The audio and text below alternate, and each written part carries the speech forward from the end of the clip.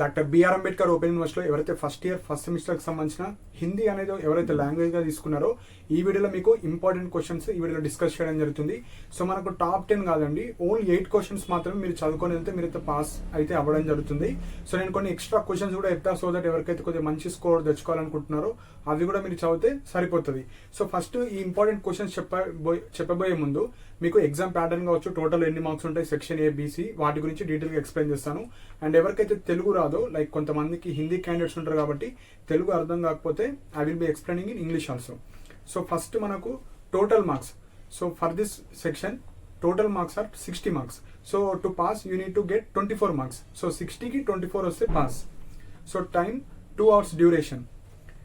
So there are 3 sections. So section A contains total 6 questions. You need to write 3. So 6 out of 3 మీరైతే రాయాలి. Section A contains 18 marks.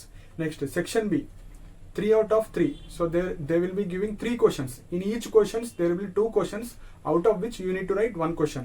So internal choice. So ఒక question ఇస్తారు, అందులో A B ఉంటుంది, అందులో నుంచి ఒకటి రాసుకోవాలి. So total 30 marks. Each question carries 10 marks. Next section C 2 questions will be given. Out of 2 1 you need to read. So మెయిన్గా 12 marks. So కంప్లీట్గా సెక్షన్ ఏబిసి కంప్లీట్గా 60 marks, 24 marks is the pass marks. So ఇప్పుడు మనకు Hindi. So హిందీకి సంబంధించినవి 6 units ఉన్నాయండి. So 6 units ఉన్నాయి. ఎవరైతే only pass అవ్వాలి అనుకుంటే మీరు 3 యూనిట్స్ చదివితే సరిపోతుంది. ఎవరికైతే కొంచెం మంచి గ్రేడ్ కావాలి అనుకున్న వాళ్ళు మీరు 4 or 5 యూనిట్స్ చదివితే సరిపోతుంది. సో మనకు 8 ఇంపార్టెంట్ క్వశ్చన్స్ చెప్తాను. ఆ 8 ఇంపార్టెంట్ క్వశ్చన్స్లో నుంచి మీకైతే ఆ క్వశ్చన్ పేపర్లో రావడం జరుగుతుంది. అండ్ ఎవరైతే ఎక్కువ స్కోర్ చేద్దాం అనుకుంటున్నారో కొన్ని ఎక్స్ట్రా కూడా చెప్తా, అవి చదువుకుంటే మీరైతే సరిపోతుంది. So unit 1, unit 2, unit 3, unit 4, unit 5 ఈ ప్రకారంగా చెప్తానండి. సో ఫస్ట్ క్వశ్చన్ వచ్చేసి మనకు భాష క్యా హే. సో భాష క్యా హే ఉస్కే కితనే రూపో హే.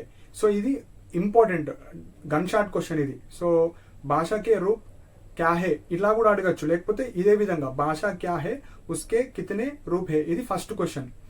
సెకండ్ క్వశ్చన్ వచ్చేసి భారత్ కి కుచ్ భాషాओं और उनकी लिखियों के नाम लिखिया.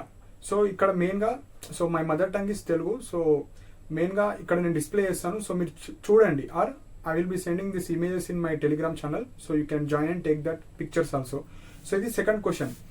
भारत की कुछ भाषाओं और इनकी लियो के नाम लिखिए. సో ఇది సెకండ్ క్వశ్చన్. థర్డ్ వచ్చేసి మనకు शब्द की परिभाषा दीजिए. थर्ड क्वेश्चन शब्द भेद के प्रकारों पर प्रकाश डालिए. ఇది మనకు థర్డ్ క్వశ్చన్. నెక్స్ట్ ఫోర్త్ उत्पत्ति के अनुसार शब्द भेद के कितने प्रकार है. ఇది ఫోర్త్ క్వశ్చన్. ఫిఫ్త్ క్వశ్చన్ వచ్చేసి మనకు अव्यय के भेदों को उदाहरण साहित्य लिखिए. సో ఇది ఫిఫ్త్ క్వశ్చన్. సిక్స్త్ క్వశ్చన్ వచ్చేసి మనకు अव्यय उपसर्ग और प्रत्यय की परिभाषा दीजिए. यहाँ सोदाहरण समझ दिए. సో ఇది sixth question. So these 6 questions these are taken from the first 3 units. So each unit there consists of 2 questions. So if you read these 6 questions you will be getting 4 questions damn sure.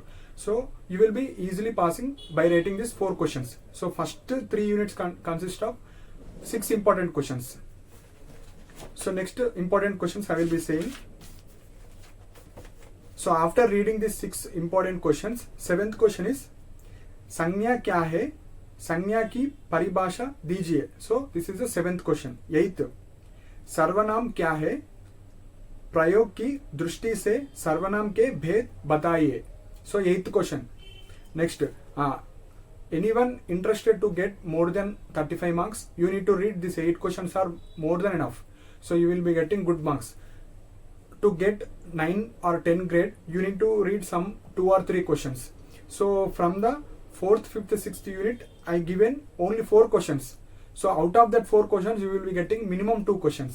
So 9th question लिंग की परिभाषा दीजिए and लिंग पहचाने के नियम बताए. So नियम बताए. So this is the 9th question. Next 10th question वचन के कितने भेद है, वचन के कितना भेद है और वचन की परिभाषा देते हुए वचन के प्रकारों पर प्रकाश डालिए.